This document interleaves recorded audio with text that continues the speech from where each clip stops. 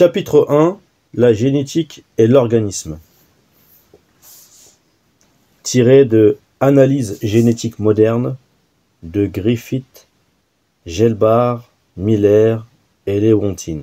Traduction de la première édition américaine par Christelle Sanlaville. Révision scientifique de Dominique Charmeau et Denis Aragnol.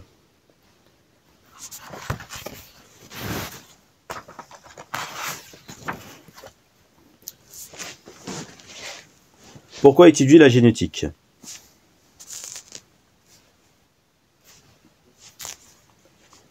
Il y a deux raisons fondamentales à cela. La première, c'est que la génétique est devenue une plaque tournante de la biologie et que comprendre la génétique est capital pour tous ceux qui désirent étudier à fond la vie des plantes, des animaux ou des micro-organismes. La seconde, c'est que la génétique, plus que toute autre discipline scientifique, occupe aujourd'hui une position centrale dans divers secteurs des activités humaines et, à ce titre, concerne le genre humain de bien des façons. En effet, des questions liées à la génétique se posent quotidiennement et il n'est plus possible de prétendre en ignorer les découvertes. Ce chapitre présente un panorama de la génétique en tant que science et montre comment elle en est arrivée à occuper cette position essentielle. Nous y exposons en outre la manière d'aborder les chapitres suivants. Commençons par définir la génétique.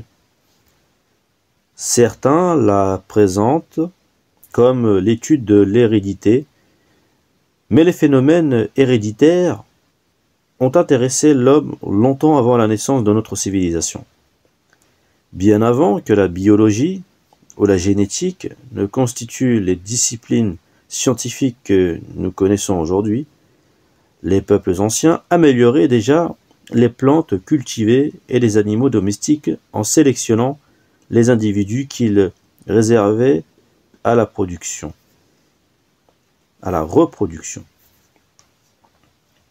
Ils ont certainement été intrigués par la transmission des caractères chez l'homme et se sont demandé pourquoi les enfants ressemblent à leurs parents, ou comment certaines maladies se transmettent dans les familles. Cependant, la génétique, en tant qu'ensemble de principes et de méthodes analytiques, débuta seulement dans les années 1860, lorsqu'un moine augustin nommé Grégoire Mendel réalisa une série d'expériences qui mirent en évidence des éléments biologiques appelés gènes. Le mot génétique vient de gène, et les gènes constituent l'objet principal de cette discipline. Que les généticiens mènent leur étude au niveau de la molécule, de la cellule, de l'organisme, de la population ou encore de l'évolution, les gènes sont toujours au centre de leurs préoccupations. En termes simples, la génétique est l'étude des gènes. Que sont les gènes? Les gènes sont les segments d'une macromolécule filiforme organisée en double hélice. L'acide désoxyribonucléique, dont le nom est abrégé en ADN, l'ADN, le matériel héréditaire, qui est transmis d'une génération à la suivante, détermine les propriétés intrinsèques d'une espèce. L'information codée dans l'ADN a la forme d'une succession de sous-unités appelées nucléotides. Chacune des cellules d'un organisme contient un ou deux exemplaires d'un jeu d'ADN appelé un génome. Le génome comporte une ou plusieurs molécules d'ADN extrêmement longues organisées en structures que l'on appelle des chromosomes. Les gènes, tout simplement, les unités fonctionnelles de l'ADN chromosomique.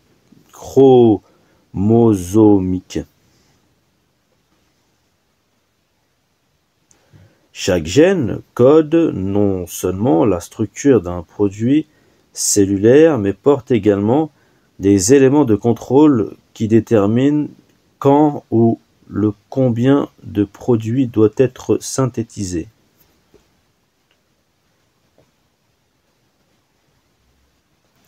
La plupart des gènes codant des produits protéiques, soit entre parenthèses protéines, les protéines sont les déterminants les plus importants des propriétés des cellules et des organismes. Lorsque vous regardez un organisme, ce que vous voyez est soit une protéine, soit quelque chose qui a été fabriqué par une protéine. Les gènes codent dans les protéines de façon indirecte et en plusieurs étapes. La première étape consiste à copier, transcrire entre parenthèses, l'information codée dans l'ADN du gène sous la forme d'une molécule simple brun apparentée à l'ADN appelée ARN messager. Ensuite, l'information contenue dans l'ARN messager est traduite, décodée entre parenthèses, en une chaîne d'acides aminés appelée un polypeptide. Les polypeptides, seuls ou en association avec d'autres polypeptides, et constituants cellulaires formant les protéines fonctionnelles de la cellule.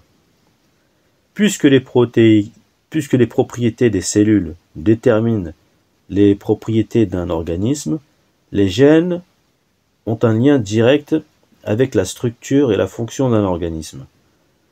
Chez les organismes les plus complexes, le nombre de chromosomes est généralement de l'ordre de la dizaine, tandis que le nombre de gènes est de l'ordre de plusieurs dizaines de milliers. Armés de ces définitions, de la génétique et des gènes, voyons maintenant pourquoi la compréhension de ces notions a pris une telle importance. Nous envisagerons d'abord l'impact de la génétique sur notre propre espèce. La génétique et les activités humaines. La génétique semble occuper une place particulière dans les activités humaines. Elle n'est pas seulement importante en tant que discipline scientifique, mais elle l'est aussi parce qu'elle nous apprend énormément sur la nature du genre humain. Elle occupe à ce titre une position unique parmi les sciences biologiques. La société moderne a besoin de la génétique. Jetez un coup d'œil aux vêtements que vous portez. Le coton de votre chemise et de votre pantalon provient de cotonniers qui sont différents de leurs ancêtres sauvages. Il résulte en effet de programmes intensifs d'amélioration basés sur l'application systématique des principes de la génétique. Il en est de même des moutons qui ont produit la laine de votre chandail et de votre veston. Songez aussi à vos derniers repas. Vous pouvez être certain que le riz, le blé, le poulet, le bœuf, le porc et les principaux autres organismes qui servent à alimenter les habitants de cette planète ont été spécialement croisés et sélectionnés grâce à l'application de procédés génétiques courants par des cultivateurs et des éleveurs. La révolution verte, qui a si spectaculairement accru la productivité globale des plantes cultivées, est un succès de la génétique qui a permis de mettre au point les lignées hautement productives pour certaines espèces essentielles. Pour obtenir une production agricole maximum, un fermier peut semer des graines de la même constitution génétique sur une vaste superficie. C'est la pratique de la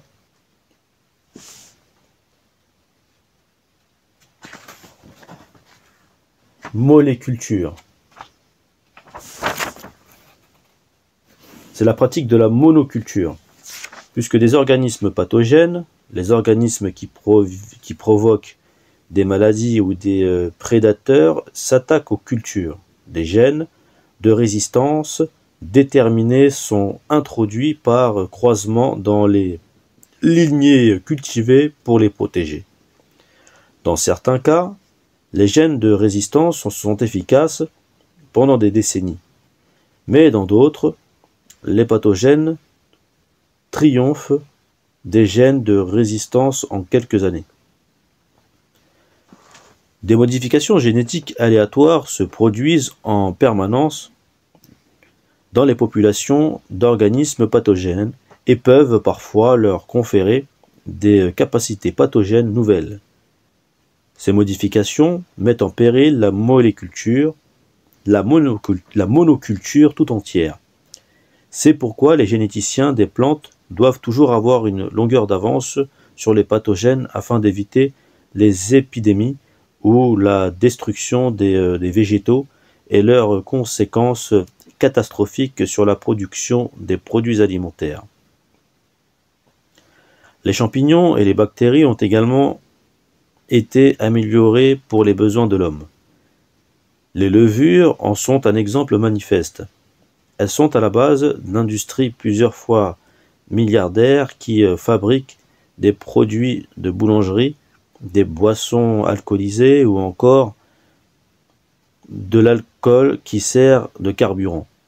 Les champignons produisant la pénicilline, un antibiotique, ou la cyclosporine, un immunosuppresseur qui évite le rejet des greffes d'organes, ainsi que toute une gamme de produits industriels importants comme l'acide citrique et l'amylase.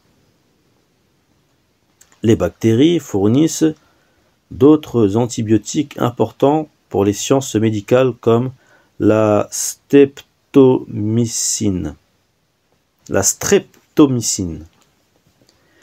plupart des industries qui utilisent des champignons et des bactéries ont bénéficié de l'application des principes de la génétique classique, mais nous sommes à présent dans une ère nouvelle où les scientifiques peuvent manipuler directement l'ADN pour élaborer des souches microbiennes entièrement nouvelles qui sont conçues exclusivement en tube à essai pour satisfaire les besoins de l'homme. Cette technologie s'appelle génie génétique moléculaire. C'est de cette manière, par exemple, qu'on dispose de souches bactériennes qui produisent des protéines de mammifères comme l'insuline utilisée pour le traitement du diabète ou l'hormone de croissance qui sert à soigner le nanisme hypophysaire. L'insuline produite par ces souches est la véritable hormone humaine, contrairement à celle que l'on utilisait antérieurement qui était d'origine bovine ou porcine. Certaines des substances produites par ces souches microbiennes sont extrêmement difficiles à produire à partir d'autres sources. Par exemple, la quantité d'hormones de croissance requise pour le traitement d'un enfant pendant 1 an exigeait auparavant l'extraction des hypophyses de 75 cadavres humains. En fait, certaines souches spéciales de champignons et de bactéries sont manipulées génétiquement pour accroître les quantités des produits utiles qu'on en extrait. Le génie génétique moléculaire fut appliqué en premier lieu aux micro-organismes, mais à l'heure actuelle, les mêmes techniques sont appliquées aux plantes et aux animaux et fournissent des lignées manipulées qui n'auraient jamais pu être obtenues par croisement sélectif. Le génie génétique moléculaire consiste à modifier un génome en exposant des cellules à des fragments d'ADN étrangers portant des gènes qui codant les protéines désirées provenant souvent d'une autre espèce. Cet ADN est absorbé par les cellules, puis il s'insère dans un ou plusieurs chromosomes receveurs. Il est alors transmis comme n'importe quel autre gène. Les cellules modifiées de la sorte sont dites transgéniques. À partir de cellules transgéniques, on peut produire un organisme transgénique dont toutes les cellules contiendront cet ADN étranger supplémentaire. Grâce à cette technique, on peut produire une vaste gamme d'organismes économiquement rentables. L'application commerciale du génie génétique est généralement appelée la biotechnologie. On estime que l'industrie biotechnologique basée sur la génétique deviendra dans les prochaines décennies l'une des industries les plus rentables financièrement. Quoi qu'il en soit, la biotechnologie est un des éléments de la source d'abondance que représente la génétique en contribuant à la qualité de vie de l'importante population mondiale actuelle. Un autre secteur des activités humaines qui fait appel à la génétique est celui de la médecine légale. Tous les êtres humains possèdent plus ou moins le même assortiment d'ADN, mais des variations mineures de cet ADN sont responsables des variations entre les hommes. Si l'on dispose d'un échantillon d'ADN de taille conséquente provenant d'un individu, on peut lui appliquer des techniques particulières qui permettent d'examiner un grand nombre de segments d'ADN et d'en tirer une empreinte d'ADN, soit dit en parenthèse, fingerprint. Sauf dans le cas de vrais jumeaux, de telles empreintes sont spécifiques de chaque individu. Les empreintes d'ADN sont largement utilisées dans les enquêtes policières. Même les empreintes d'ADN végétales peuvent être utiles.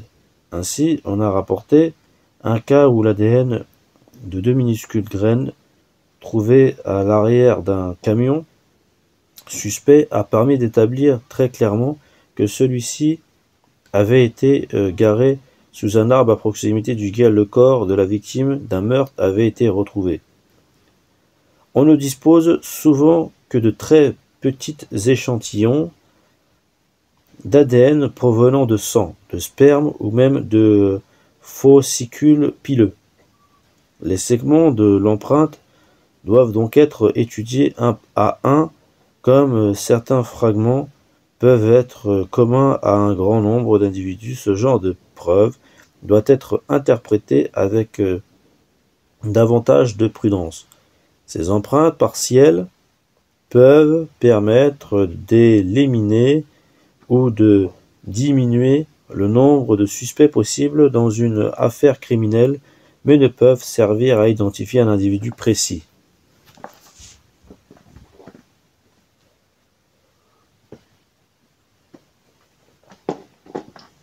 La génétique intervient de manière essentielle en médecine. Beaucoup de maladies humaines ont une origine génétique. On estime, par exemple, qu'au moins 30% des admissions en hôpital pédiatrique impliquent une composante génétique. Mais les recherches actuelles montrent de plus en plus l'importance des prédispositions d'origine génétique dans des maladies graves aussi bien que dans des infections plus bénignes, de telle sorte que ces chiffres sont presque certainement sous-estimés. Les maladies génétiques présentant de multiples facettes Un grand nombre des maladies génétiques héréditaires, telles que la mucoviscidose, la phénylcétonurie et la dystrophie musculaire, sont provoquées par des formes anormales des mutations de gènes spécifiques transmis par les gamètes, entre parenthèses spermatozoïdes et ovules. Les positions sur les cartes des chromosomes humains de ces gènes, dont les formes anormales sont responsables des maladies héréditaires les plus connues, sont indiquées dans la figure 1-6 à la page suivante. Un grand nombre des gènes présentés ont été isolés et analysés au niveau moléculaire. Les gènes responsables des formes héréditaires, de la maladie d'Alzheimer et du cancer du sein ont été isolés récemment. Les formes anormales du gène S182, localisé sur le chromosome 14, sont responsables de 80% des maladies d'Alzheimer héréditaires précoces, soit 10% de tous les cas de cette maladie. Le gène S182 code normalement une protéine membranaire. Les formes héréditaires du cancer du sein représentent 5% de tous les cancers du sein de la population nord-américaine. Les formes anormales des gènes BRCA1 et BRCA2 sont la cause de 2/3 des formes familiales du cancer du sein. BRCA1 est également associé à une prédisposition au cancer ovarien. Ce gène code probablement une protéine régulant l'activité d'autres gènes. Dans les deux cas, comprendre de telle façon ces gènes provoque ces formes héréditaires rares de la maladie conduira certainement à une thérapie efficace et à une meilleure compréhension des formes sporadiques de ces maladies. Le déterminisme génétique de certaines affections héréditaires est complexe car elles sont causées par l'interaction de plusieurs gènes qui interagissent également tous avec l'environnement. Les affections cardiaques et les diabètes en sont des exemples. Mais la technologie de la génétique moléculaire a ouvert des voies nouvelles pour découvrir et isoler ces gènes à interactions multiples. L'isolement de gènes d'animaux de laboratoire peut également conduire à des progrès dans le domaine de la santé. On a par exemple isolé des gènes uniques qui ont un effet important sur l'obésité des souris. Un de ces gènes, OB, code une protéine de signalisation qui appartient au système indiquant à la souris qu'elle a absorbé suffisamment d'aliments. Un autre gène, CPE, induit lentement l'obésité chez la souris qui présente alors une prédisposition au diabète. Le type le plus courant de cancer sporadique est provoqué par l'apparition soudaine d'une forme mutante d'un gène dans une cellule somatique, c'est-à-dire une cellule du corps qui ne produit ni ovules ni spermatozoïdes. Puisque ce type de cancer se produit dans des tissus somatiques, par définition, ils ne sont pas transmis à la descendance. Cependant, comme nous l'avons vu précédemment, la prédisposition à certains cancers est héréditaire. On est assez peu conscient du fait que le cancer qui nous touche tous dans notre vie, d'une façon ou d'une autre, est une maladie génétique. Enfin, un autre type de maladie génétique est dû à des aberrations chromosomiques, anomalie de la structure et du nombre de chromosomes. Le syndrome de Down, D-O-W-N, en est un exemple commun. Il est provoqué par la présence d'une copie supplémentaire d'un chromosome spécifique. La plupart des cas de syndrome de Down apparaissent de novo à chaque génération de la suite d'accidents cellulaires qui se produisent dans les gonades de parents qui possèdent par ailleurs un assortiment chromosomique parfaitement normal. De tels accidents conduisent à un spermatozoïde ou un ovule anormal, ce qui engendre alors un enfant atteint de syndrome de Down.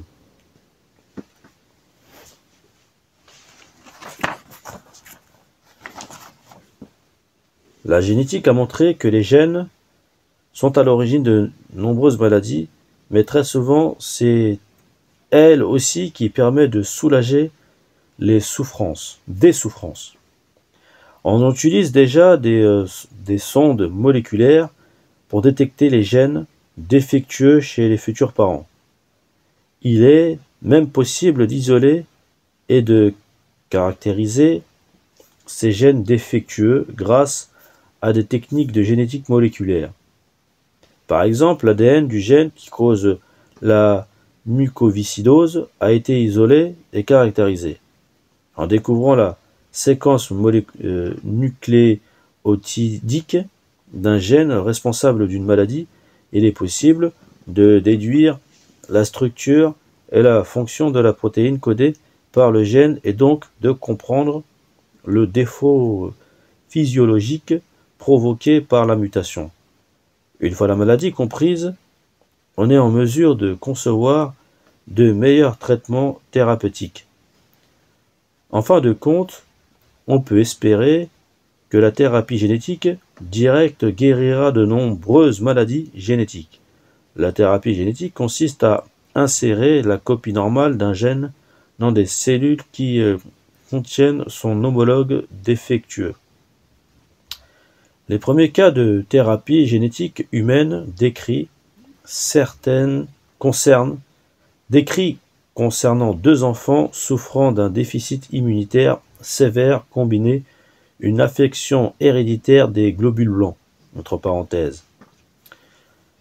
Des cellules furent prélevées sur les patients, un gène ne fonctionnant correctement. Il fut inséré et les cellules furent réinjectées aux enfants pour être incorporées dans la population des cellules sanguines de leur organisme. Depuis ce premier cas, bien d'autres essais de thérapie génique ont été rapportés et il y en aura, sans conteste, de plus en plus dans les années à venir.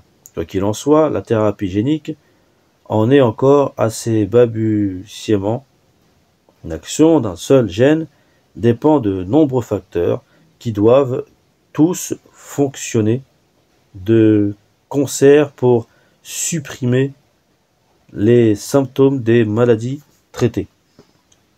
Les généticiens étudient également le virus de l'immunodéficience humaine, soit entre parenthèses VIH, qui provoque le syndrome de l'immunodéficience acquise, entre parenthèses SIDA. Au cours de leur cycle normal de reproduction des virus du type VIH, insérant des copies de leur matériel génétique dans les chromosomes des individus qu'ils infectent. C'est pourquoi, dans un sens, le sida est également une maladie génétique. La détermination de la manière dont ces gènes viraux s'intègrent et fonctionnent constitue par conséquent une étape importante pour vaincre la maladie. Un projet de recherche considérable est en cours. Il s'agit de séquençage des 3 milliards de nucléotides du génome humain. La médecine en sera le principal bénéficiaire. Ce projet génome humain est une collaboration internationale impliquant de nombreux laboratoires, chacun travaillant au séquençage de régions chromosomiques spécifiques. Des cartes physiques de haute résolution ont déjà été obtenues pour l'ADN complet de plusieurs chromosomes dont le chromosome Y et le chromosome 21. Ces cartes sont un préalable nécessaire au séquençage complet des chromosomes. Les bénéfices potentiels d'un tel projet sont énormes pour la médecine.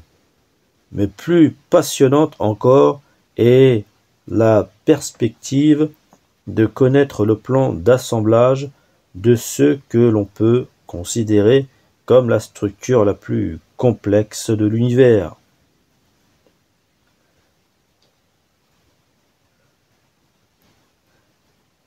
La génétique, influence notre vision du monde.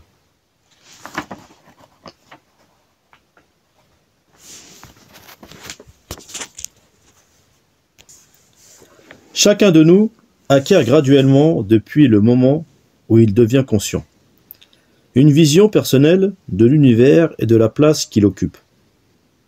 Cette perception du monde, représentative de notre identité en tant qu'individu, nous inspire nos attitudes et notre manière d'agir.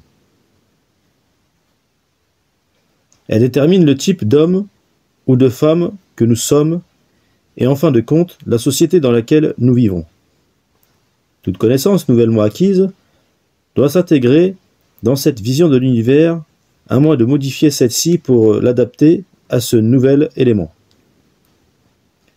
La génétique a donné naissance à un certain nombre de concepts nouveaux qui ont changé radicalement la manière dont l'homme se perçoit et se situe par rapport au reste de l'univers. Le meilleur exemple de changement de notre vision du monde vient sans doute des travaux de génétique, des études des chromosomes, de l'ADN et des protéines, qui montrent que nous sommes non seulement apparentés aux singes et aux autres mammifères, mais aussi, ce qui est plus inattendu, à tous les autres êtres vivants de la planète, y compris les plantes, les champignons et les bactéries. Tous les êtres vivants possèdent le même système de stockage et d'expression de l'information génétique et présentant une homologie, ressemblance basée sur la parenté dans l'évolution entre parenthèses. De nombreuses structures, y compris au niveau des gènes. Le fait qu'il existe une parenté dans le monde vivant est une notion importante parce qu'elle nous intègre parmi les autres êtres vivants. Cette notion modifie radicalement notre vision du monde puisque le genre humain ne peut plus être considéré comme le pinacle ou le centre de la création, mais comme une forme vivante égale aux autres. Il faut le reconnaître, ceci relève de la philosophie et de la religion, mais c'est précisément le fond du problème. La génétique nous force à reconsidérer la manière dont nous percevons. Certaines des questions sociales les plus préoccupantes impliquant une composante génétique indirecte. Les problèmes d'injustice et de préjugés sociaux les plus graves posent des questions sur les différences de comportement entre les populations et entre les sexes. Le QI est-il lié à l'appartenance à une population? Les hommes et les femmes ont-ils des prédispositions génétiques différentes à un comportement agressif? La génétique est un moyen d'analyser et de réfléchir à ces questions complexes qui entendent encore une réponse. Une des préoccupations essentielles des biologistes est la vitesse alarmante à laquelle nous détruisons les habitats naturels, en particulier sous les tropiques, qui abritent de vastes réservoirs de vie animale et végétale. Là encore, le problème présente une composante génétique essentielle puisque la question est la sauvegarde de la diversité génétique. Il est nécessaire de connaître le niveau de diversité minimum indispensable aux populations en bonne santé et la taille des populations qui permet de maintenir ce niveau. La compréhension réelle de l'impact de la destruction des habitats naturels exige de comprendre la génétique. La santé génétique de nos populations est un autre domaine où la génétique peut avoir des retombées importantes. De nombreux généticiens s'en préoccupent car le génome humain est exposé aux agressions d'un nombre croissant d'agents de l'environnement, en particulier des radiations et des substances chimiques susceptibles de provoquer des modifications aléatoires dans les gènes. La grande majorité de ces modifications sont probablement nuisibles. À court terme, elles n'influenceront sans doute pas significativement la fréquence des maladies héréditaires, mais elles pourraient s'accumuler et à plus longue échéance se combiner et interagir pour produire des maladies, un effet qui a été appelé bombe à retardement génétique. Bien sûr, comme tout progrès technologique, la technologie génétique apporte sa part de problèmes éthiques. La révolution verte, par exemple, est un succès en termes de productivité, mais les concentrations élevées d'engrais et de pesticides exigées par les nouvelles variétés végétales suscitent des inquiétudes en ce qui concerne la population de l'eau et le coût élevé des engrais pour les agriculteurs des pays pauvres. La possibilité de créer 2 brebis génétiquement identiques, de cloner une brebis, voire les grandes découvertes de la génétique 1-1, entre parenthèses, a suscité un débat enflammé pour savoir s'il était normal d'appliquer la même technique à l'homme. En outre, la synthèse de nouvelles formes de vie transgéniques par génie génétique a soulevé de grandes inquiétudes sur la moralité et la légalité de créer des végétaux et des animaux modifiés. L'accès aux informations qui concernent la constitution génétique des individus peut également être un problème dans des domaines comme l'assurance maladie ou la médecine légale. On a déjà publié des éléments crédibles sur l'existence de gènes qui prédisposeraient à des comportements agressifs ou à l'homosexualité. Quel serait l'impact de la connaissance de ces gènes sur les droits des individus qui en sont porteurs? Il serait fort désinvolte de dire que ce n'est pas le problème des scientifiques, mais celui de la société. Les scientifiques doivent partager la responsabilité des conséquences de leurs découvertes pour la société et en envisager minutieusement toutes les retombées avant de les publier. Les exemples cités ci-dessus montrent que nombre des problèmes auxquels nous sommes confrontés quotidiennement, en tant qu'individus ou en tant que société, sont intimement liés à la génétique.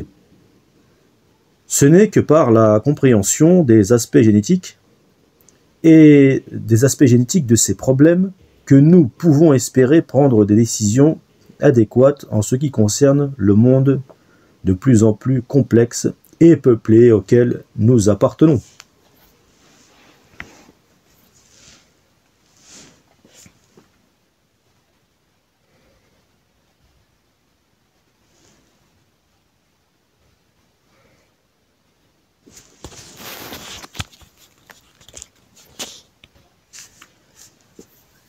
Les mammifères génétiquement identiques,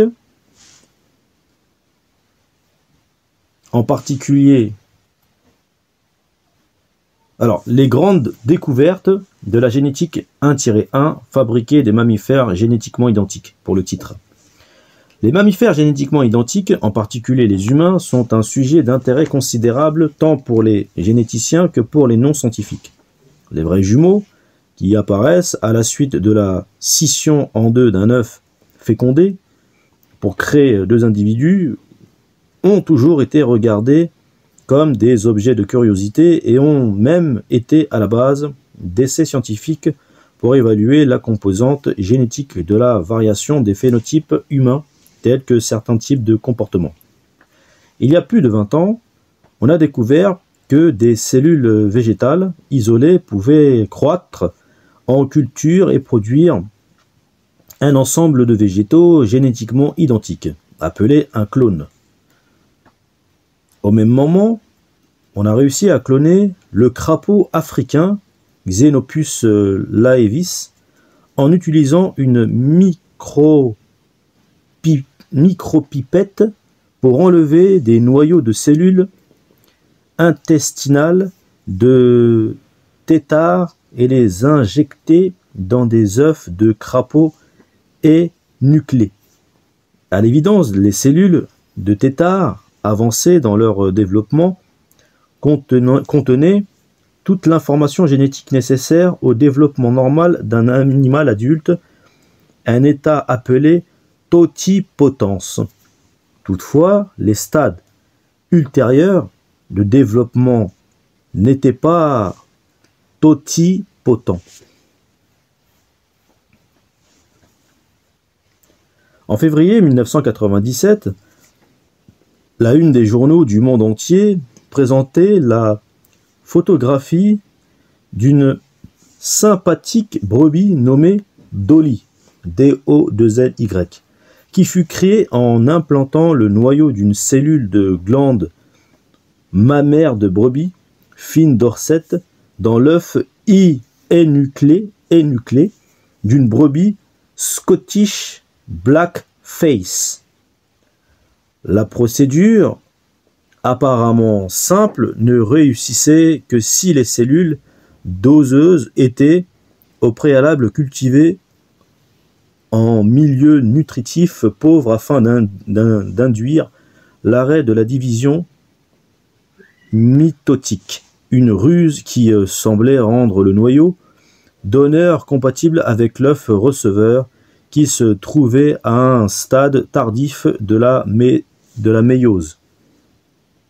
Ce résultat expérimental surprenant a montré que le noyau de mammifère adulte est toujours totipotent. L'histoire a fait les gros titres, non en raison de cette totipotence, mais parce qu'il était évident que les développements de la technologie qui a produit Dolly pouvaient également être utilisés pour cloner des êtres humains génétiquement identiques. Ceci a soulevé un débat passionné sur l'éthique d'une telle procédure et sur ses détournements possibles. Plusieurs pays ont alors établi des lois qui réglementent ou même interdisent ce type d'expérience sur l'homme. Y a-t-il des utilisations légitimes de clonage humain? On a suggéré par exemple que lorsqu'un bébé ou un jeune enfant mourrait à la suite d'un accident, cette existence brève pourrait être prolongée par clonage. Cependant, actuellement, la question est en suspens car l'efficacité du processus de clonage de mammifères est toujours faible. De nombreux embryons défectueux ont été produits avant Dolly. La génétique et la biologie.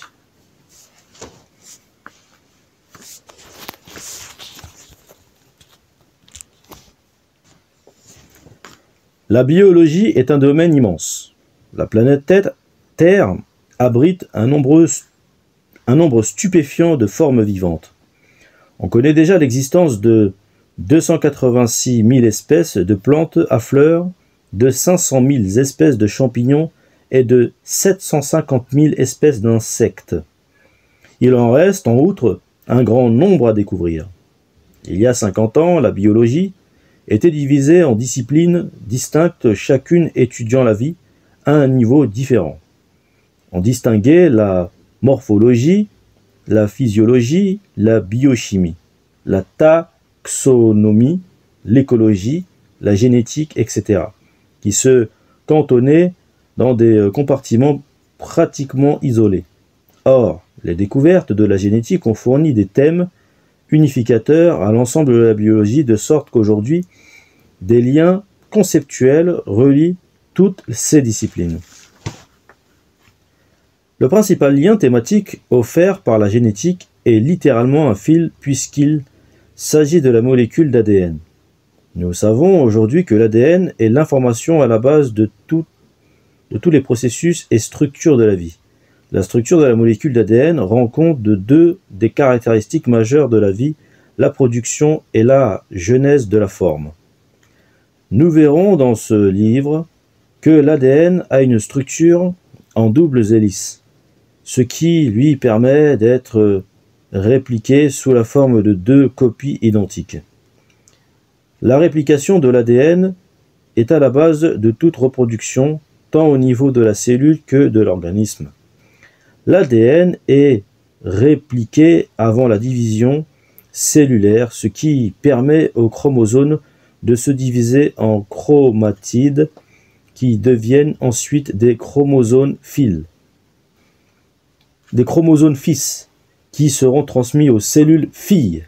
Ce processus de réplication et de formation de chromatides est fondamentalement semblable pour la division des cellules sexuelles et non sexuelles. Il est schématisé dans la figure 1-8. Notons cependant que les deux types de division cellulaire présentant de nombreuses différences que nous passerons en revue dans les chapitres ultérieurs. C'est ce processus de réplication de l'ADN qui permet d'effectuer des copies des cellules et des organismes et de les perpétuer. Figure 1-9.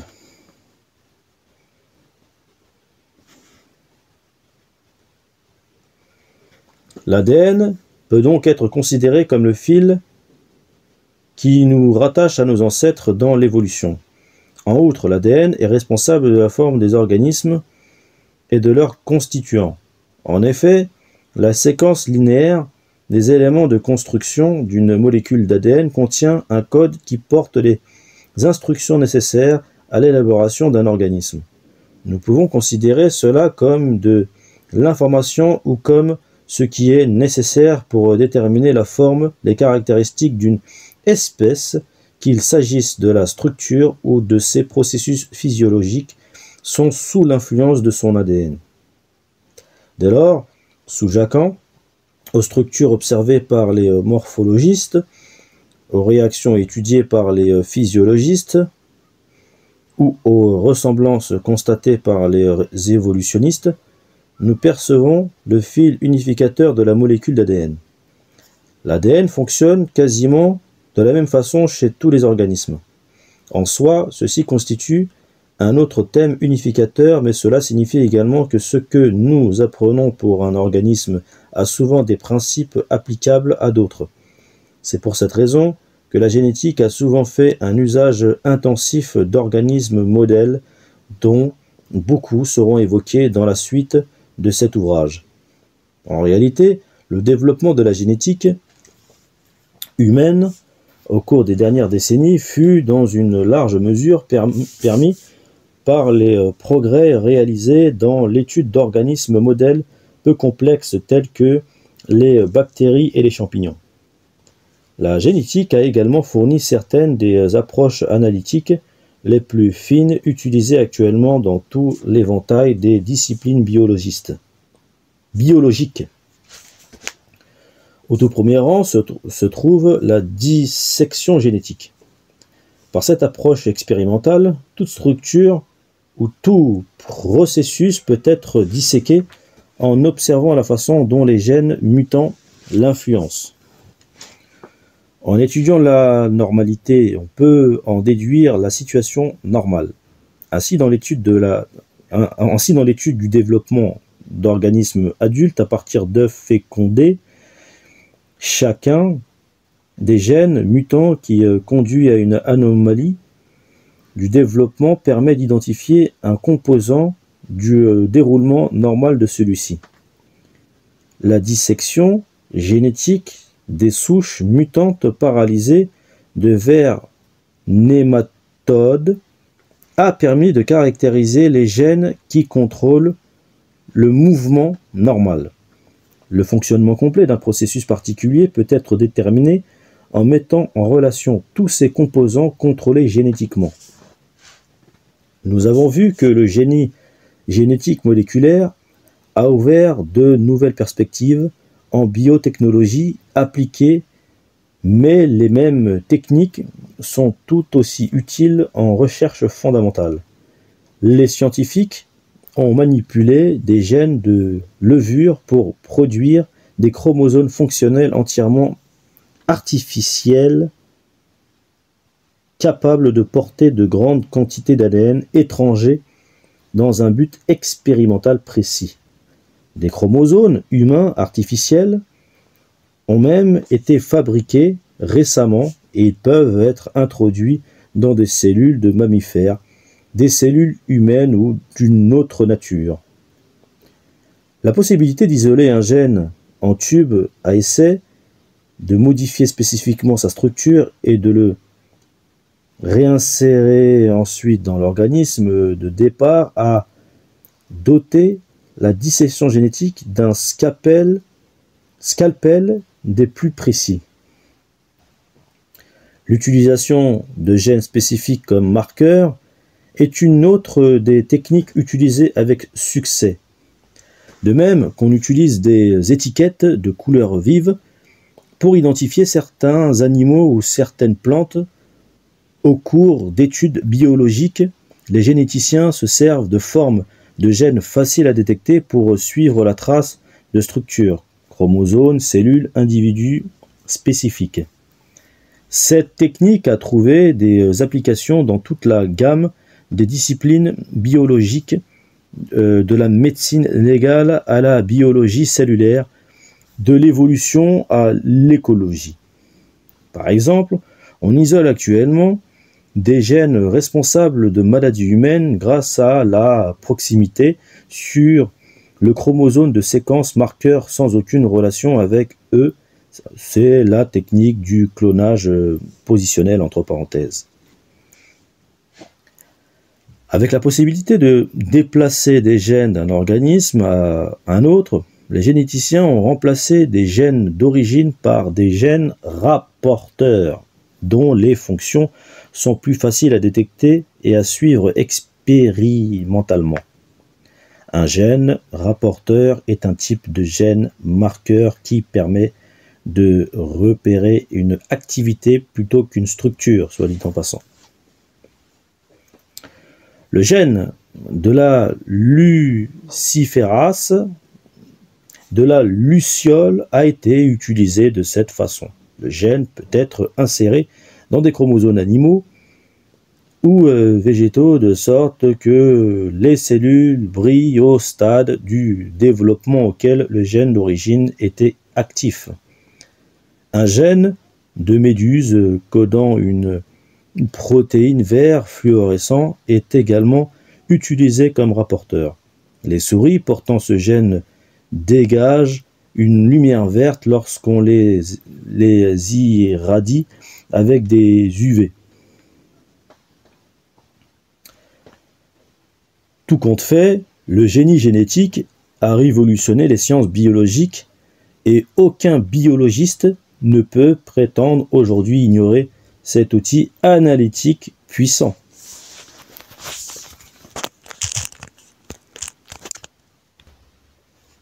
Le plus grand succès de la biologie peut être d'avoir montré exactement comment les gènes fonctionnent ou en d'autres termes, comment l'information devient forme. C'est une histoire fascinante qui s'est développée avec une rapidité étonnante.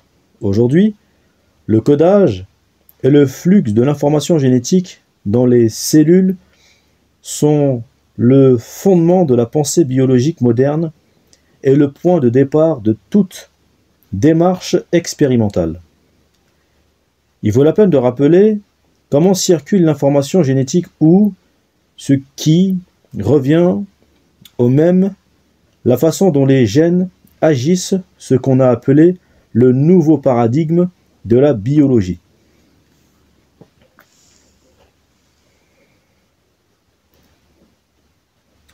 La figure 1-11 schématise l'action des gènes dans une cellule eucaryote, type.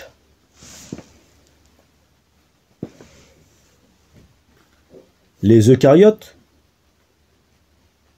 sont les organismes dont les cellules possèdent un noyau délimité par une membrane.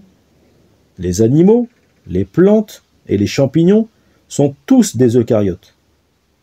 À l'intérieur du noyau se trouvent les chromosomes, tandis qu'à l'extérieur de celui-ci s'étend un réseau complexe de structures membraneuses, notamment la réticulum endoplasmique et l'appareil de Golgi, donc Golgi, ainsi que des organites comme les mitochondries et les chloroplastes. Dans le noyau eucaryote, certains gènes codant des protéines synthétisant leurs produits protéiques de façon plus ou moins continue, tandis que d'autres sont activés ou inactivés en fonction des besoins de la cellule ou de l'organisme. Le signal qui active un gène peut venir de l'extérieur de la cellule. C'est le cas par exemple de substances telles que les hormones stéroïdes.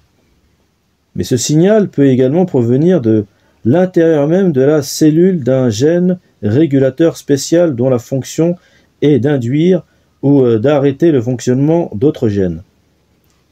Les substances régulatrices se lient à une région particulière du gène et permettent la synthèse de transcrits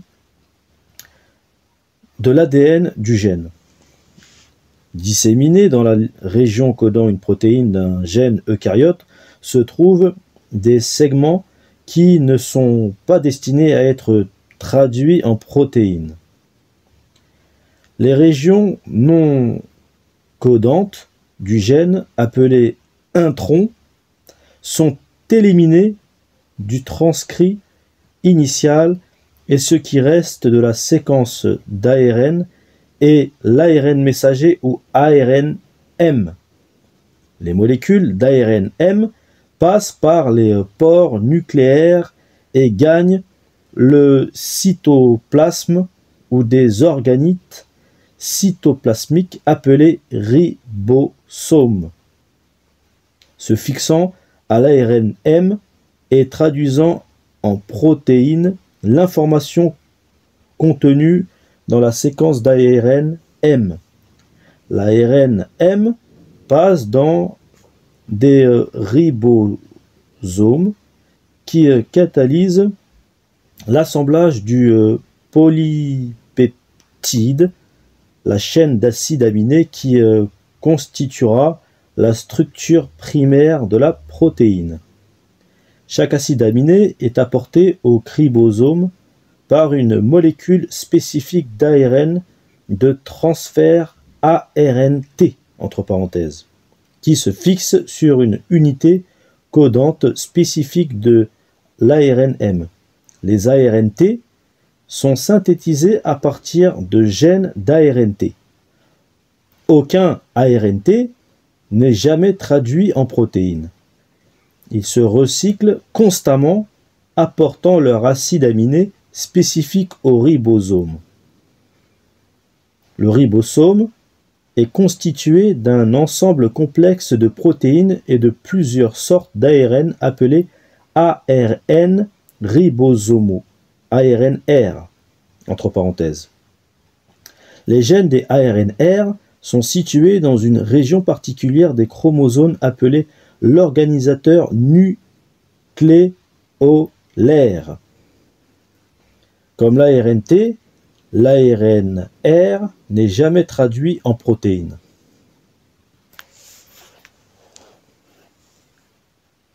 Les gènes codant des protéines fonctionnent en deux étapes de transfert d'informations. ADN, transcription, ARN-M, traduction, protéines. Chaque gène code une protéine distincte qui remplit une fonction spécifique dans la cellule. C'est le cas, par exemple, de la protéine symbolisée par un carré de la figure 1-11 entre parenthèses, ou dans d'autres parties de l'organisme si elle est exportée, la protéine symbolisée par un rond entre parenthèses.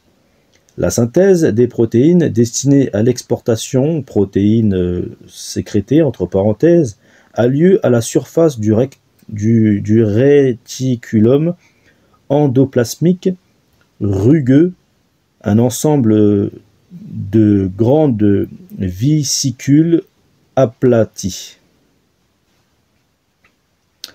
La chaîne d'acides aminés terminée passe dans la lumière du réticulum endoplasmique, où elle se replie spontanément dans certains cas pour adopter sa forme protéique. Les protéines peuvent être modifiées à cette étape.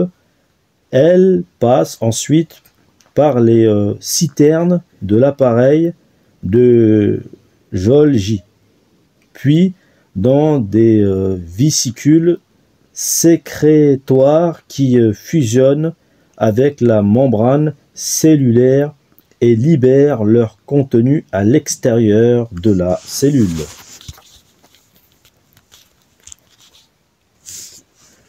Les protéines destinées à exercer leur fonction dans le cytosol, ainsi que la plupart des protéines qui œuvrent dans les mitochondries et les chloroplastes, sont synthétisées dans le cytosol par des ribosomes qui ne sont pas liés aux membranes. Les enzymes de la glycolyse, par exemple, sont synthétisées par cette fonction.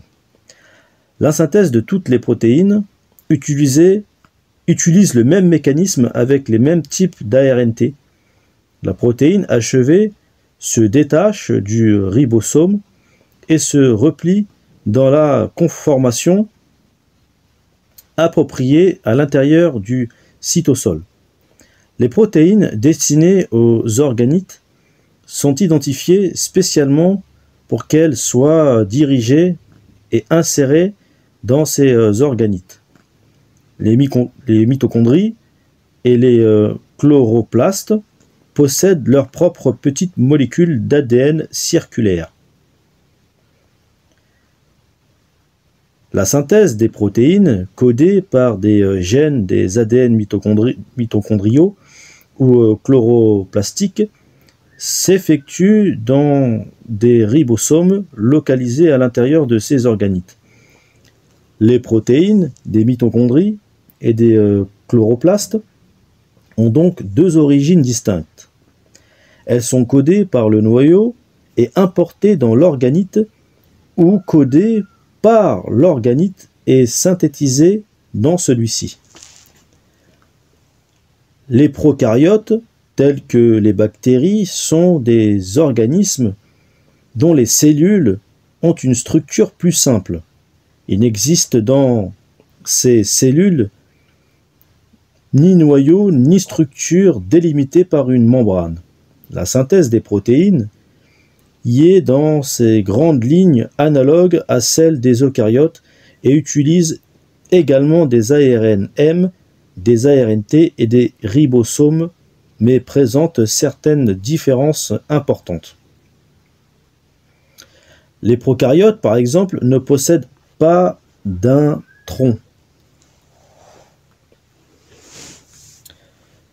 Figure 1-11, vue simplifiée de l'action des gènes dans une cellule eucaryote. Le flux élémentaire d'informations a lieu de l'ADN vers l'ARN, puis vers les protéines. 4 types de gènes sont présentés ici.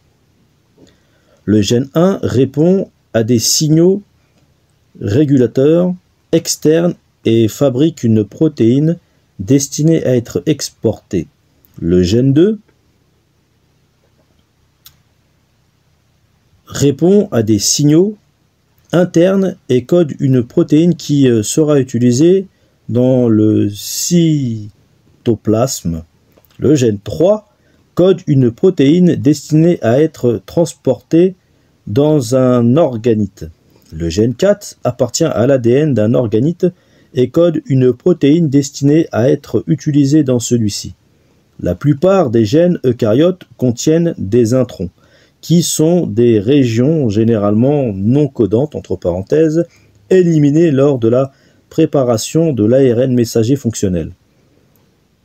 Remarquez que de nombreux gènes d'organites possèdent des introns et qu'une enzyme de synthèse de l'ARN est nécessaire à la synthèse de l'ARN-M des organites.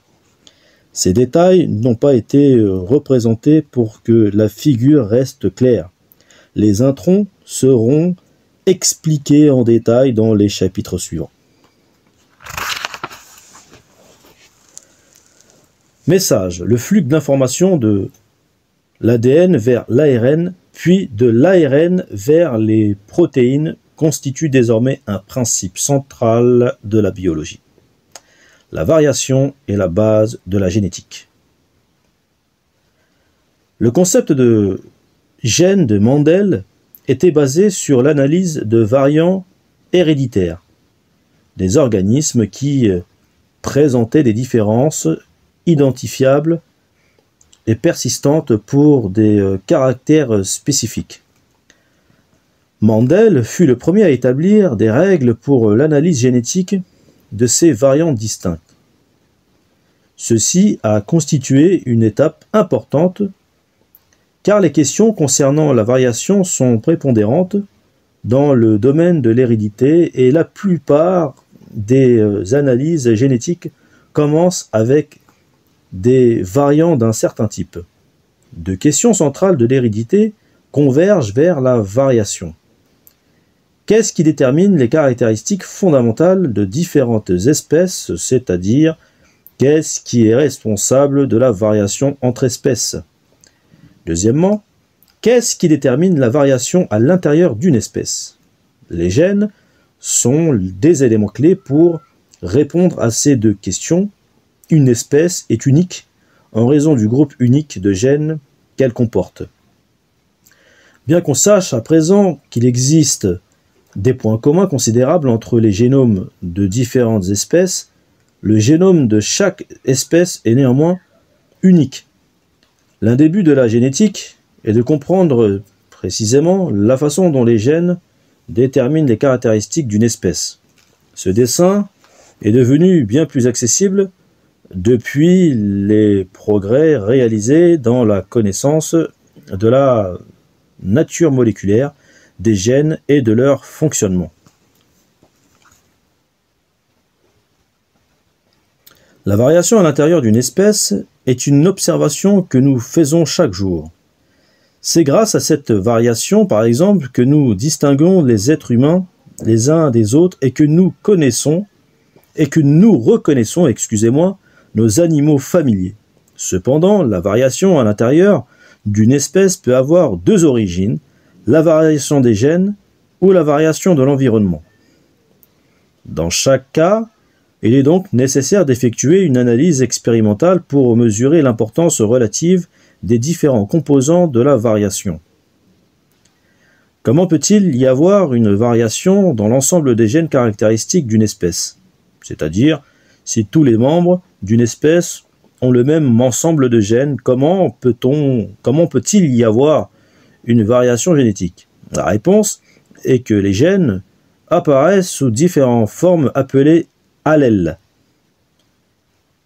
Il peut par exemple y avoir un seul gène responsable de la couleur d'une fleur, mais plusieurs allèles, chacun produisant une couleur de fleur différente. Dans une population, un gène peut avoir un allèle unique, ou bien de nombreux allèles, mais puisque les organismes ne comportent qu'un ou deux jeux de chromosomes par cellule, chaque individu ne peut porter qu'un ou deux allèles d'un gène. On trouvera toujours les allèles d'un gène donné à la même position chromosomique. Les allèles d'un gène représentent différents niveau d'activité, une nouvelle activité ou aucune activité de ce gène. Un allèle est produit par mutation, ce qui implique un ou plusieurs changements de paires de nucléotides dans son ADN. Cette variation allélique est à la base de la variation héréditaire. Figure 1-12, la norme de réaction est la gamme d'expression d'un génotype spécifique. Une expression variable de ce type est provoquée par certains des facteurs présentés ici.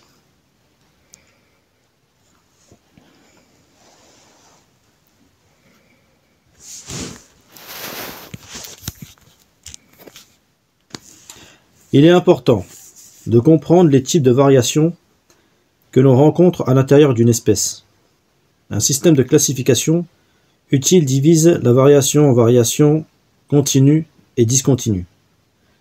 Dans le cas de la variation discontinue, on trouve un caractère dans la population sous deux formes distinctes ou plus. La forme exprimée d'un caractère s'appelle le phénotype. Par exemple, l'un des caractères étudiés par Mendel était la couleur des fleurs de pois. Il en existait deux phénotypes distincts, violet et blanc. Ces deux phénotypes étaient dus à deux allèles différents d'un même gène responsable de la couleur. L'allèle violet conférait la capacité de synthétiser le pigment violet et l'allèle blanc caractérisait l'absence de cette capacité, ce qui aboutissait à la blancheur de la fleur. On s'aperçoit souvent en réalité que des phénotypes contrastés sont déterminés par les allèles différents d'un même gène, comme le découvrit Mendel dans la couleur des pétales. L'ensemble spécifique des allèles portés par un individu est appelé le génotype. C'est la base héréditaire du phénotype. Toutefois, l'ADN d'un gène ne peut produire spontanément un phénotype. L'ADN dans un tube à essai est inerte. Pour qu'il ait une influence quelconque sur un phénotype, l'ADN d'un allèle de gène unique doit agir dans une cellule, de concert avec d'autres gènes et avec l'environnement. La gamme de l'impact d'un génotype sur un phénotype dans des conditions génétiques et environnementales distinctes est appelée sa norme de réaction. Figure 1-12.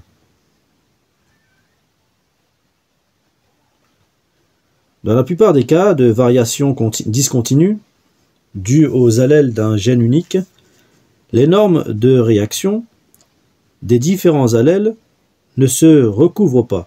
Ceci permet de prévoir une relation univoque entre le génotype et le phénotype dans la plupart des environnements et des conditions génétiques. Figure 1-13.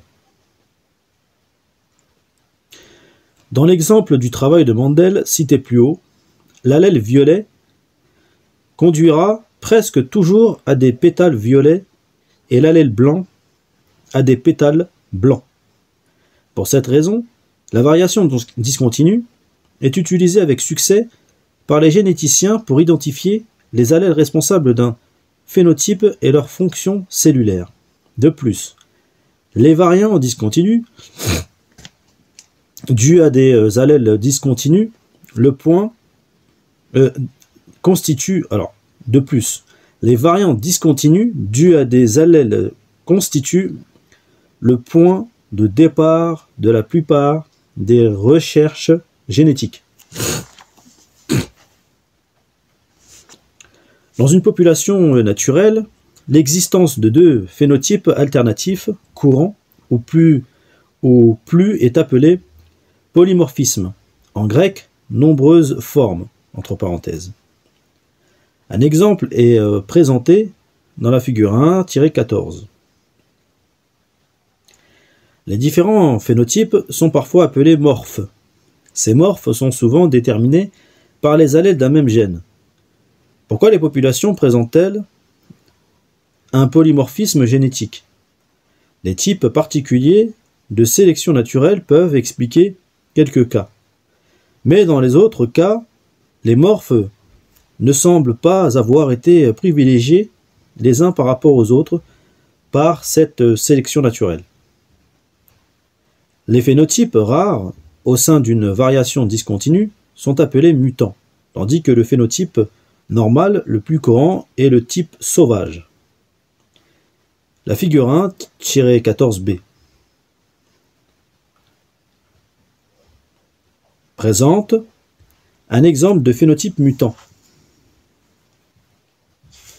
Une fois encore, dans de nombreux cas, les phénotypes sauvages et mutants sont déterminés par les allèles d'un même gène. Les mutants peuvent apparaître spontanément dans la nature ou être obtenus après traitement en laboratoire de population par des agents mutagènes produits entre parenthèses chimiques ou radiation.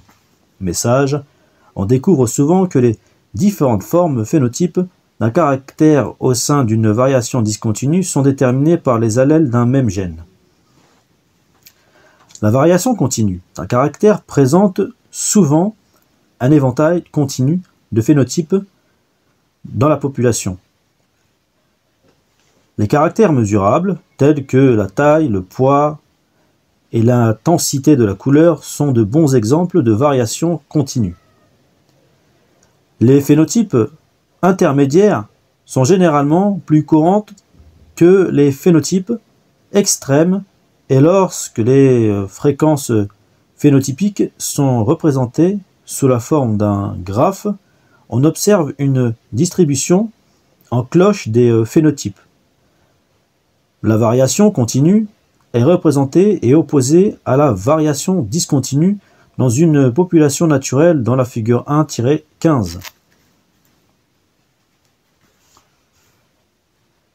Dans certaines distributions continues, toute la variation est d'origine environnementale et n'a aucune cause génétique. Dans d'autres cas, il y a une composante génétique due à une variation allélique d'un petit ou d'un grand nombre de gènes. Dans la plupart des cas, il y a à la fois une variation génétique et une variation due à l'environnement.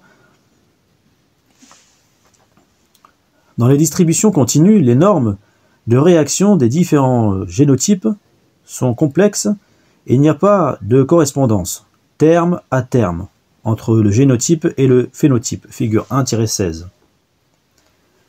Pour cette raison, on sait peu de choses sur les types de gènes responsables de variations continues. Depuis quelque temps, cependant, on dispose de nouvelles techniques moléculaires plus puissantes qui permettent d'identifier et de caractériser ces gènes. Dans la vie quotidienne, la variation continue est plus fréquente que la variation discontinue. Nous pouvons tous citer des cas de variation continue que nous avons observés dans des populations végétales ou animales, taille des fruits, rendement agricole, etc. Les populations humaines, fourmis, elles aussi d'exemples. Un des domaines de la génétique où la variation continue est importante est celui de la sélection des animaux et des végétaux. Un grand nombre de caractères visés par les programmes de sélection, tels que le poids des graines ou la production de lait, représentent une variation continue dans les populations. Les animaux et les végétaux situés à une extrémité de la gamme sont choisis et croisés de façon sélective. Avant d'entreprendre une telle sélection, il est nécessaire d'effectuer des analyses pour évaluer la part respective des composants génétiques et environnementaux de la variation. Certains phénotypes à variation discontinue présentent une transmission complexe qui ressemble à celle de la variation continue. Dans les populations humaines, les maladies cardiaques, les diabètes, les fentes palatines ou labiales et les sténoses du pylore, blocage de la sortie de l'estomac entre parenthèses, en sont des exemples. Le risque d'une naissance avec ces affections ou plus élevées dans les familles dont certains membres sont atteints, il semble donc y avoir une composante génétique, mais la transmission ne suit pas le modèle alétique observé par Mendel. On pense que ces phénotypes reposent sur des interactions multiples entre les gènes et l'environnement, avec probablement un seul physiologique au-delà duquel le phénotype variant est exprimé. Nous reviendrons à la génétique quantitative dans les chapitres 12 et 18, mais la majorité du livre traitera de gènes responsables de variations discontinues simples déterminées par les allèles de gènes uniques.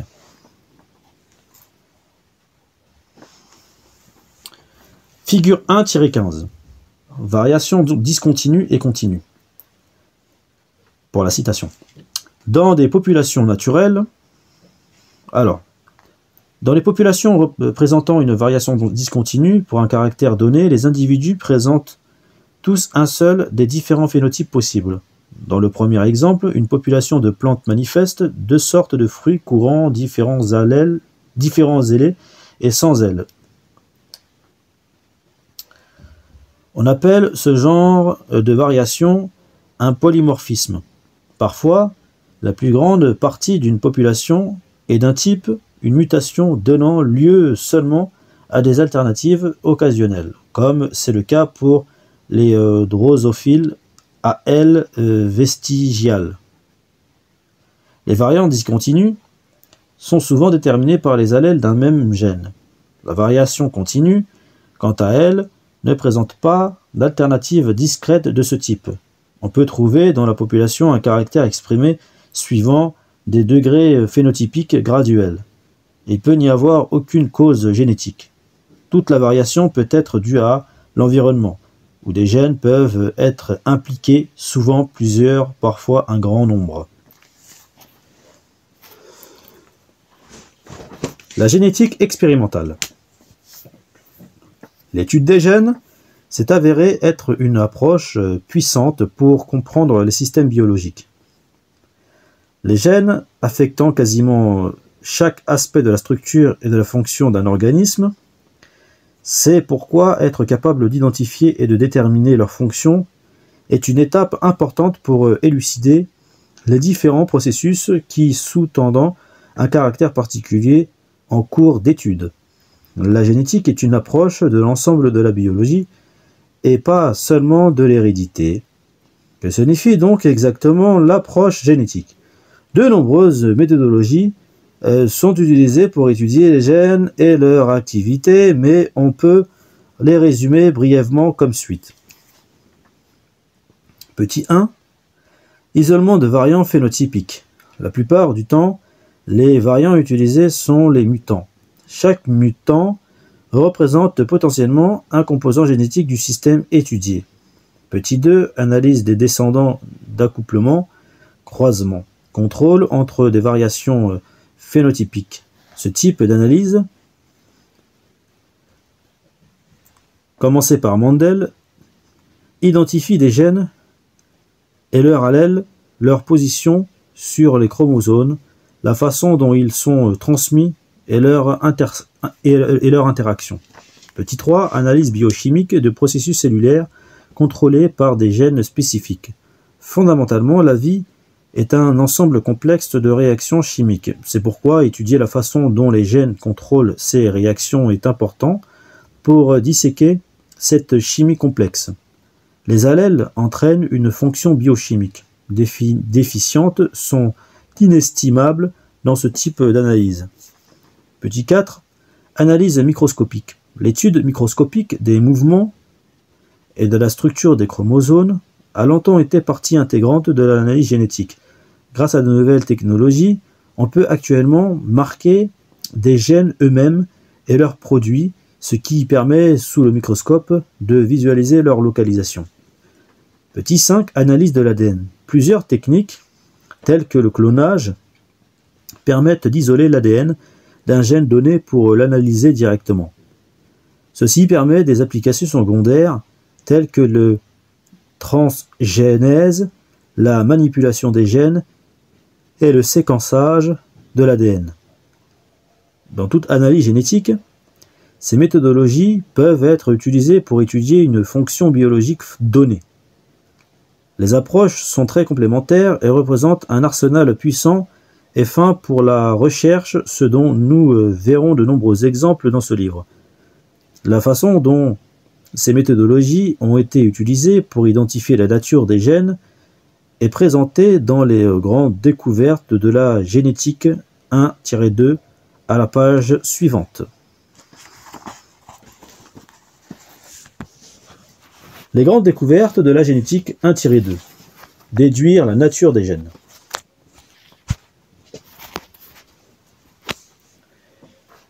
La compréhension actuelle de la structure de la fonction des gènes est le résultat d'environ 100 ans de recherche. Il est donc important de retracer certaines des expériences décisives qui ont contribué à notre compréhension du gène en tant que concept puis en tant que réalité. Nous reviendrons sur toutes les découvertes mentionnées ici-dessous tout au long de cet ouvrage. Elles sont répertoriées ici dans l'ordre chronologique pour donner un aperçu de l'évolution de la génétique. Cet aperçu comporte également le nom des scientifiques à l'origine de ces découvertes pour rappeler que ce sont des personnes qui font avancer la connaissance scientifique grâce à leur génie et à leur dévouement. Une description plus détaillée de certaines découvertes historiques apparaîtra dans ce livre sous forme d'encadré. Bien qu'il soit probable que l'espèce humaine et même ses ancêtres aient toujours été intéressés par l'hérédité, les plus anciennes traces d'idées sur les mécanismes de l'hérédité remontent aux Grecs anciens. Ainsi, Aristote pensait que puisque le sang irrigue et nourrit les organes du corps, la procréation devait, elle aussi, passer par l'intermédiaire du sang. Pour lui, la semence masculine était du sang purifié et la contribution génétique féminine à la génération suivante était le sang menstruel. Toutefois, ces idées et bien d'autres encore ne contribuèrent pas ou peu à la compréhension actuelle de l'hérédité. Après les Grecs, il y a eu un silence de 2000 ans sur les mécanismes de l'hérédité. La génétique, en tant que discipline scientifique, n'existait pas avant les travaux de Gregor Mendel, au milieu du XIXe siècle. Ceci s'explique par le fait que Mendel fut la première personne à concevoir l'idée d'un gène, et bien qu'à ce moment-là, il ignorait tout de la nature physique ou chimique des gènes. Ceux-ci furent à la base de la compréhension actuelle de l'hérédité. On peut faire remonter toute la recherche actuelle en génétique à la découverte de Mendel. Suivez la discussion sur l'évolution de la compréhension génétique en utilisant la figure qui l'accompagne et qui représente des schémas de certaines des étapes clés abordées. Avant Mendel, la réflexion sur l'hérédité était basée principalement sur la logique et sur des conjectures et non sur l'expérimentation. C'est Mendel qui aborda la génétique comme une discipline expérimentale. Dans le jardin de son monastère, il réalisa pendant plusieurs années un grand nombre de pollinisations croisées expérimentales entre des plantes de pois qui présentaient une expression contrastée de certains caractères tels que la couleur jaune ou verte des graines et la grande taille ou le nanisme des plants. Dans certains types de croisements, il observa des rapports mathématiques précis et reproductibles dans la descendance. Et par de brillantes déductions, à partir de ces rapports, il conclut non seulement à l'existence de gènes qu'il appela facteurs, mais également à leur présence par paires dans les plants de pois et à la séparation de ces paires durant la formation des ovules et du pollen, voir partie 1 de la figure. montrant une paire de gènes A et petit a et une deuxième paire de gènes B et petit b. Des propriétés différentes telles que le nanisme ou la grande taille des plants sont dues à des formes différentes d'un même type de gène, ce que nous appelons à présent des allèles. Mendel analysa également des plantes qui différaient par deux caractères. Il déduisit des rapports de la descendance de ces croisements que des paires différentes de gènes sont réparties indépendamment dans les ovules et le pollen. Remarquez que dans cette figure, au-dessus des allèles, sont indiquées des lettres symboles, par exemple la paire A et petit a. Il s'agit d'une convention en génétique, comme nous le verrons plus loin. Les gènes de Mendel n'étaient que des entités hypothétiques, des facteurs dont il supposait l'existence pour expliquer ces résultats.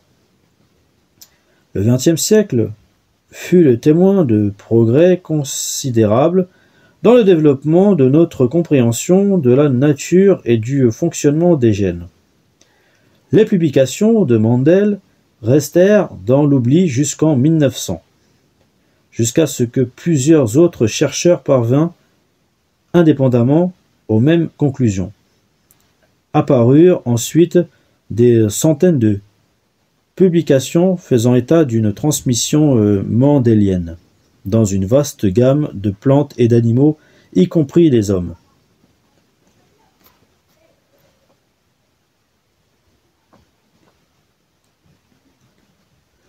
Il semblait alors que les idées de Mendel sur les gènes et leur profil de transmission fussent généralisables.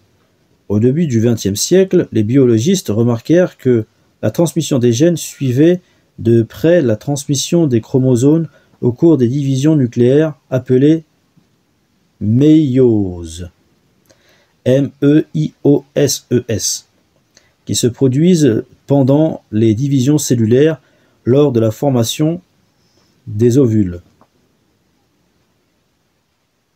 et des spermatozoïdes.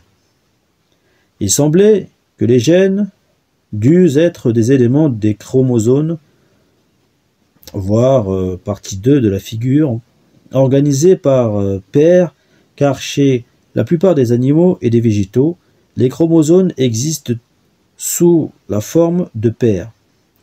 Cette idée était soutenue par la démonstration de Thomas Hunt Morgan en 1910 de la transmission parallèle de certains gènes de la mouche, du vinaigre et des chromosomes déterminant le sexe, c'est-à-dire que le profil de transmission de certains gènes semblait suivre la transmission des chromosomes sexuels, suggérant une fois encore que les gènes se trouvaient sur les chromosomes.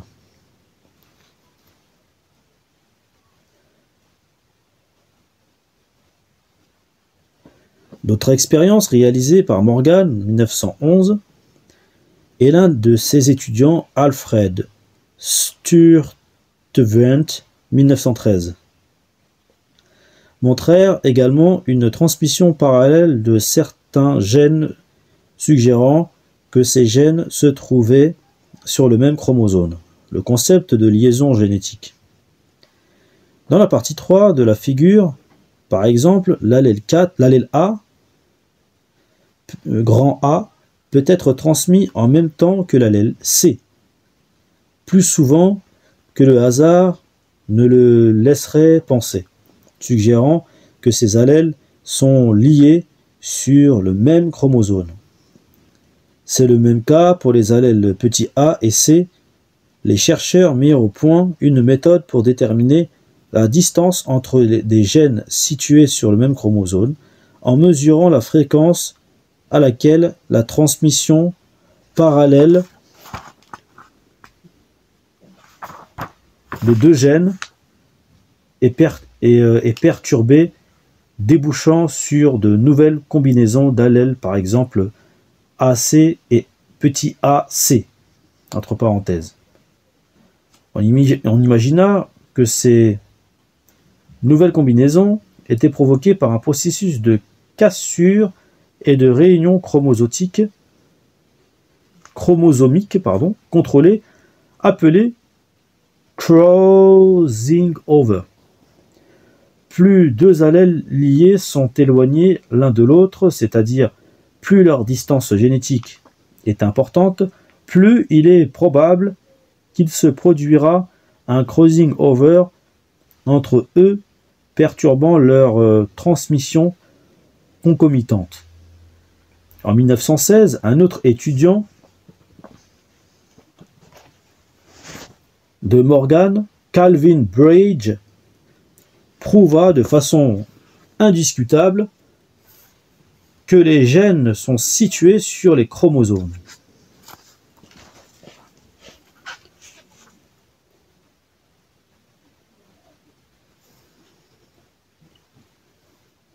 En utilisant des mouches du vinaigre avec un chromosome supplémentaire, il montra que la transmission anormale de certains gènes ne pouvait s'expliquer que s'ils appartenaient à ce chromosome supplémentaire.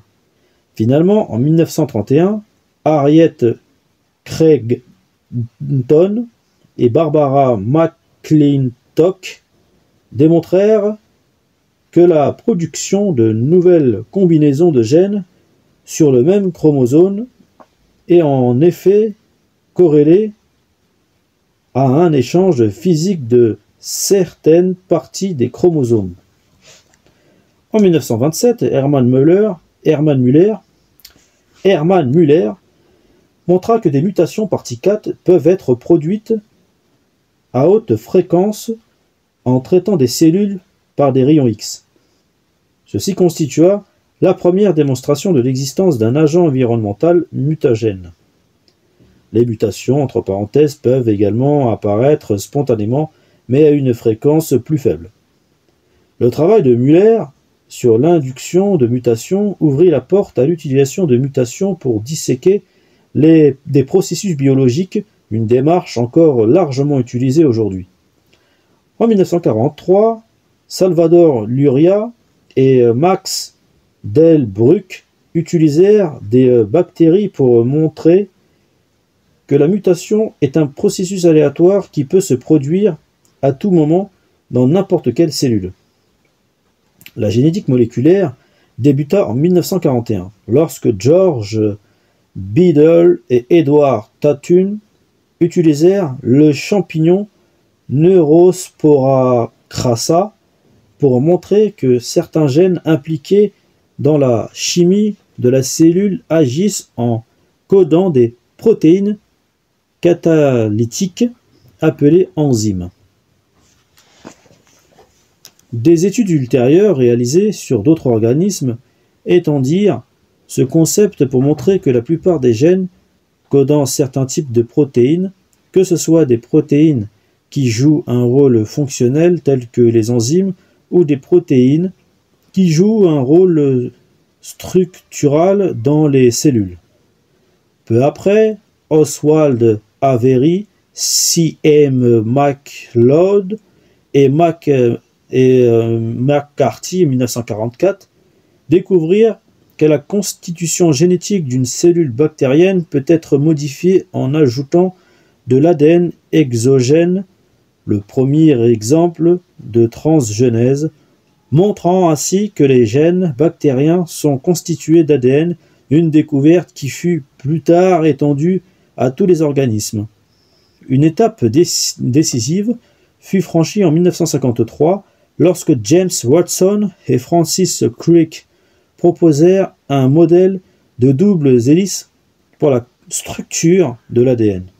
Ce modèle montrait que l'ADN pouvait se répliquer par un déroulement progressif des deux brins entrelacés de la double hélice et par une nouvelle synthèse utilisant les brins exposés comme matrice. Ils proposèrent que chacun des deux brins entrelacés d'ADN était une chaîne de groupements chimiques appelés nucléotides, dont on connaissait 4 types. Les protéines étant des chaînes d'acides aminés, il fut suggéré qu'une séquence nucléotique spécifique d'ADN, un gène entre parenthèses, pouvait contenir l'information codée spécifiant la séquence d'acides aminés et donc la structure de la protéine partie 5.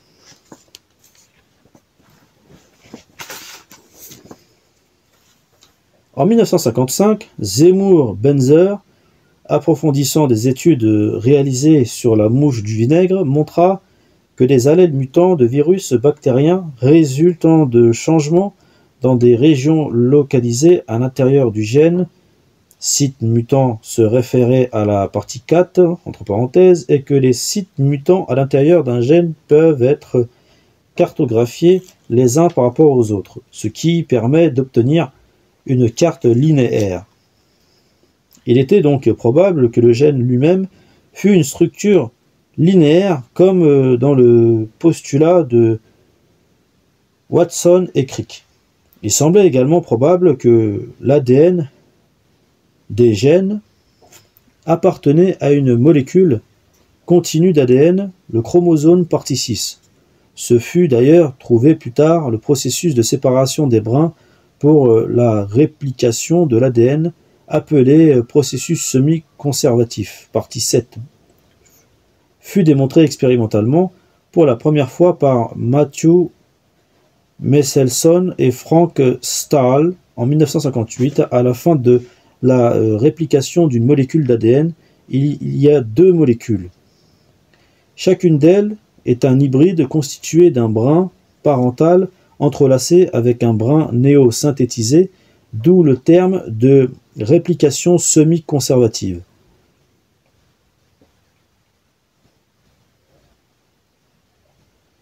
En 1961, Francis Crick et Sidney Brenner montrèrent que l'information codée dans la séquence nucléotidique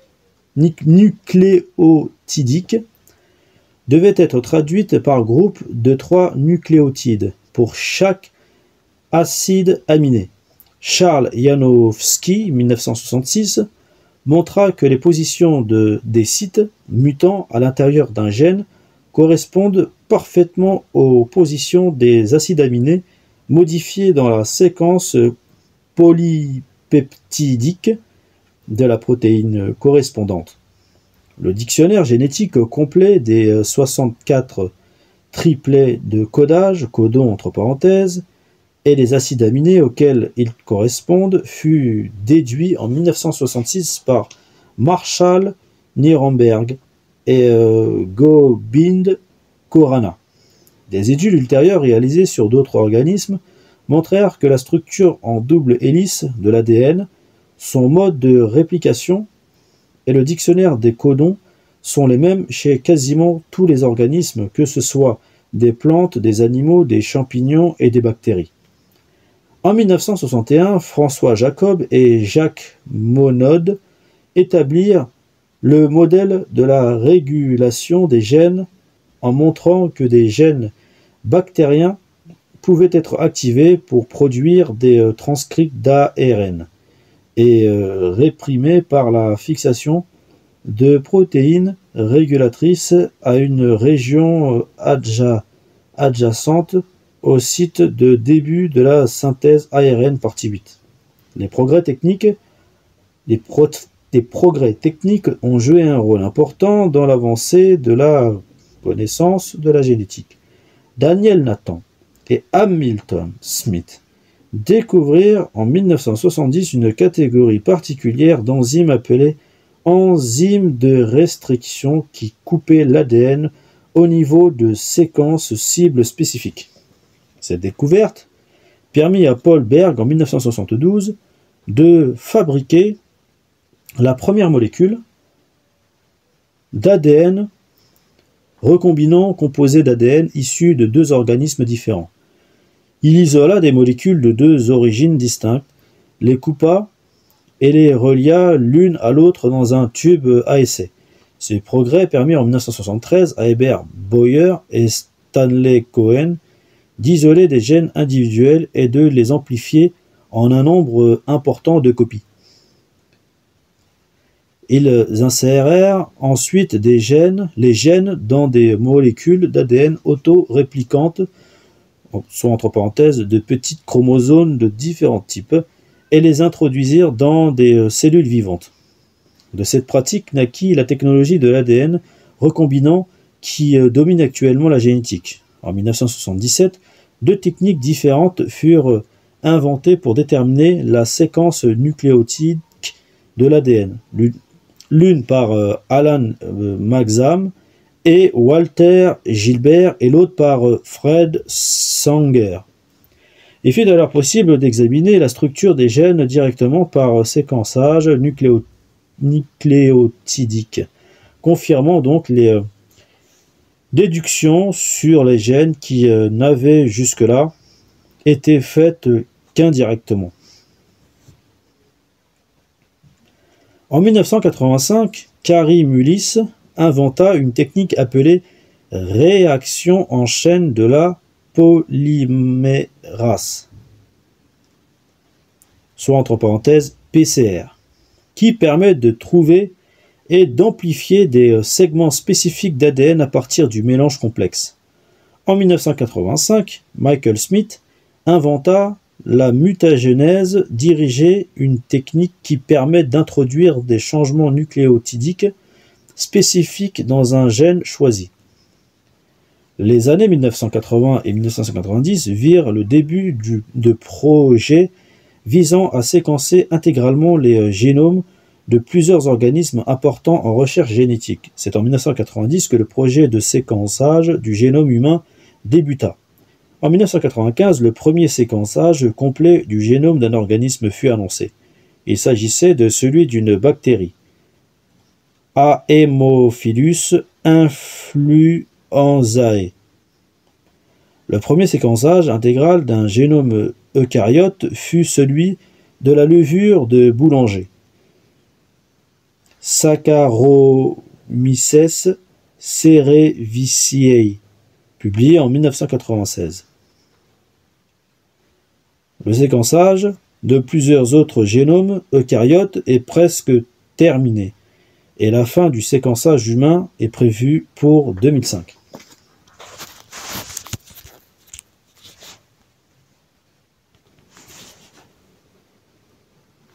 Résumé. La génétique est l'étude des gènes à tous les niveaux des molécules aux populations. La forme moderne de cette discipline apparut en 1860 avec les travaux de Grégoire Mendel qui fut le premier à suggérer l'idée de l'existence des gènes. On sait à présent qu'un gène est une région fonctionnelle appartenant à une longue molécule d'ADN qui constitue la structure fondamentale d'un chromosome. La génétique a eu une influence profonde sur les activités humaines. La plupart de nos aliments et de nos vêtements proviennent d'organismes génétiquement améliorés et le génie génétique moléculaire est en train d'étendre le champ de la génétique appliquée. De plus, une fraction élevée des maladies humaines comporte une composante génétique. La recherche en génétique a également changé la façon dont nous nous percevons par rapport au monde organique et au reste de l'univers. La génétique a révolutionné la biologie en montrant que la plupart des organismes de la planète fonctionnent à partir d'un système commun de stockage et d'expression de l'information centrée sur l'ADN. Un système dans lequel l'information circule de l'ADN vers l'ARN, puis vers les protéines. De plus, la dissection génétique est un outil pointu d'analyse utilisé dans toutes les sciences biologiques. Les gènes n'agissent pas de manière isolée. Ils interagissent au contraire à de nombreux niveaux ensemble et avec l'environnement en produisant un phénotype. La relation du génotype avec le phénotype, selon l'environnement dans lequel il exprime, est appelée la norme de réaction. La plupart des progrès en génétique sont venus d'études en laboratoire portant sur des caractères ayant une correspondance simple, terme à terme, entre le génotype et le phénotype. Cependant, dans les populations naturelles, la variation phénotypique présentent généralement une relation plus complexe avec le génotype et non une correspondance terme à terme. Les variants discontinus ont été le point de départ de la plupart des expériences en analyse génétique. Souvent, les phénotypes distincts d'un même caractère sont déterminés par les allèles d'un même gène. Les principaux outils de la génétique sont l'analyse des croisements de variants, la biochimie, la microscopie et le clonage de l'ADN.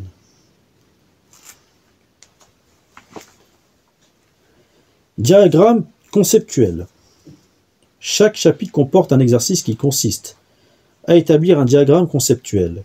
En établissant ces diagrammes, vous organiserez les connaissances que vous venez juste d'acquérir. En apprenant, nous devons intégrer nos nouvelles connaissances dans le cadre de la discipline. Une partie essentielle de cette tâche consiste à discerner les liens qui existent entre de nouvelles connaissances et le savoir acquis précédemment. Ce n'est pas aussi facile que cela paraît à l'esprit, et l'esprit peut parfois nous jouer des tours en nous faisant croire que nous avons une vision d'ensemble du sujet. Les diagrammes conceptuels sont un bon moyen de se trouver que nous savons véritablement de quelle façon les différents processus, structures et idées de la génétique sont reliés. Ces diagrammes peuvent également nous aider à localiser les défauts de notre compréhension.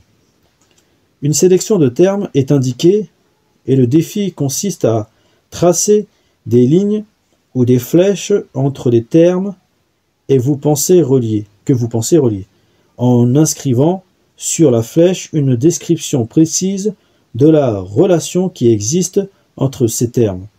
Tracez autant de relations que possible. Forcez-vous à établir des connexions sans tenir compte de l'éloignement des deux termes aux premiers abords. Les descriptions au-dessus de la flèche doivent être suffisamment précises pour qu'une autre personne à la lecture de votre diagramme puisse comprendre à quoi vous pensez. Parfois, le diagramme révèle une simple succession d'étapes consécutives, parfois un réseau complexe d'interactions. Il n'y a pas de bonne réponse. Il n'y a que de nombreuses variations, toutes correctes. Il peut bien sûr vous arriver d'établir quelques interconnexions inexactes et découvrir ces confusions est également un début de l'exercice. Figure 1-17 à la page suivante présente un exemple de diagramme conceptuel mettant en relation les termes suivants issus de différents chapitres. Substitution de paires, de bases, récessif, rapport 3, 1 albinos, environnement, mélanine, voie métabolique, site actif, enzyme, gène. À présent, établissez un diagramme conceptuel pour ce chapitre en reliant le maximum des termes suivants. Remarquez que ces termes ne sont pas indiqués dans un ordre particulier. Génotype, phénotype, normes de réaction, environnement, développement, organisme.